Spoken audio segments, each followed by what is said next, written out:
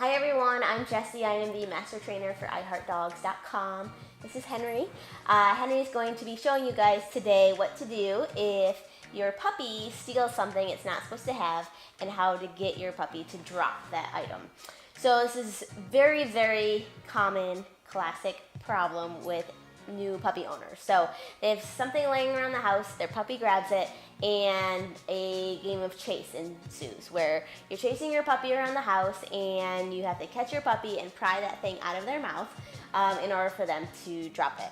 So even if you train a proper leave it or drop it behavior, most people say it doesn't work in this scenario. And the reason it doesn't work in this scenario is because your puppy has gotten something that's really, really great to them. It's very novel. It's probably something they've never had before. Most of the time it's something really fun to play with or really great to eat aside from treats or their normal food.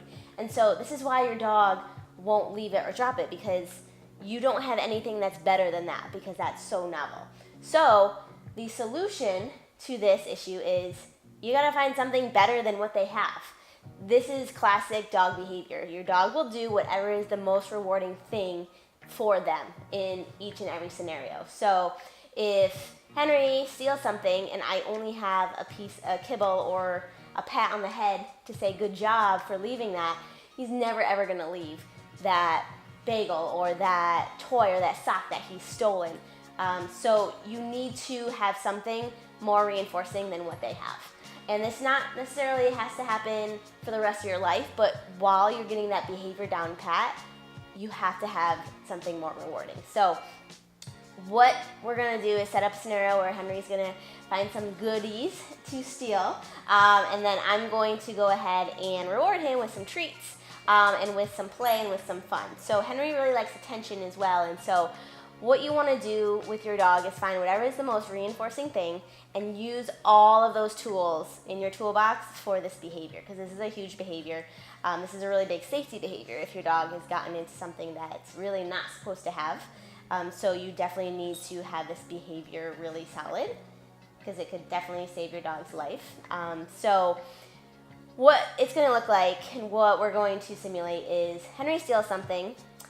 I'm gonna go over and give him a treat and say leave it, and if he doesn't, then you want to keep showing your dog that you have something really rewarding. You don't want to wait until and see if he does leave it, because he probably won't. So you have to start by showing him, hey, I have something really good for you if you drop that item. Now the other thing you're gonna notice is when I do that, I'm gonna give Henry a lot of praise and attention as well as something really good to eat, because we want to, again, reward this behavior really, really high. Another reason why your dog doesn't want to leave something when they steal something is that the owner comes or you go and you take that thing away, and then he's bored because he has gotten that thing away. So everything negative happens when you come over, and that's why your dog runs away from you when he steals something. So you want to make your presence the opportunity for something really great every single time. So we're gonna set up those scenarios, and then we will talk through the best way for Henry to drop it.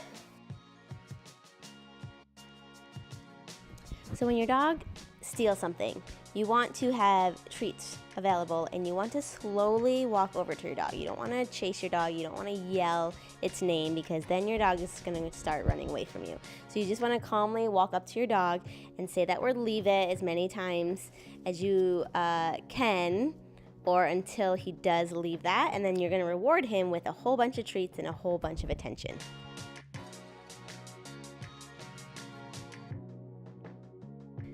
So we upped the ante this time and allowed Henry to steal a bagel, which is something he's never had before. And so you'll definitely see his reaction is different than the first take, and he definitely doesn't want to give that bagel up. So what I'm going to do is I'm going to say leave it, but I'm going to show him and throw some treats right nearby him to show him that, hey, if you drop that bagel, you're going to get some good treats.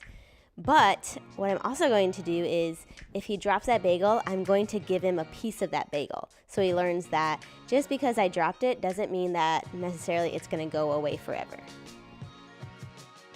So you saw with Henry that the Twizzlers, he kind of gave up pretty quick. So he knows that behavior leave it. He knows I've been giving him treats, and so that's what you want to have with your puppy. But obviously that doesn't really happen a lot because your dog doesn't want to give something up. So in the second scenario with that bagel, you saw that Henry did not want to give that up. It's the first time he's ever had a bagel. And so what I did is I walked over calmly and I said leave it, but he wasn't leaving it. And so at this point, you don't want to just take that bagel from its mouth because you're never teaching your dog what to do. So you saw that I had a bunch of treats and I threw them on the ground right in front of Henry, and Henry went to that. But I still said that word leave it because we want to start equating, hey, you physically left that bagel and look, there's some treats for you. And then what I also did that's very, very helpful is I gave Henry a piece of that bagel when he left it. So again, if you think about if you're in Henry's shoes and he leaves something and there's a chance that he's going to get that back, plus really good things, he's going to leave that more. And that's what you want. You don't want that leave it behavior to be a negative thing. You want it to be a really, really positive thing. And that's the only way you're going to get Henry or your puppies to drop whatever they